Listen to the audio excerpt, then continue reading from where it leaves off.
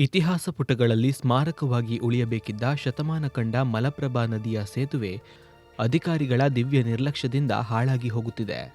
ಅಂದಚಂದವಾಗಿ ನಿರ್ಮಿಸಿರುವ ಈ ಮಲಪ್ರಭಾ ನದಿಯ ಸೇತುವೆಯ ಕೆಳಭಾಗದಲ್ಲಿನ ಕಲ್ಲುಗಳು ಕಿತ್ತು ಹೋಗಿದ್ದು ನದಿಗಳ ತುಂಬೆಲ್ಲ ಚಲ್ಲಾಪಿಲ್ಲಿಯಾಗಿ ಬಿದ್ದಿವೆ. ಈಗಲೂ ಈ ಸೇತುವೆ ಮೇಲೆ ವಾಹನಗಳು ಓಡಾಡುತ್ತಿವೆ.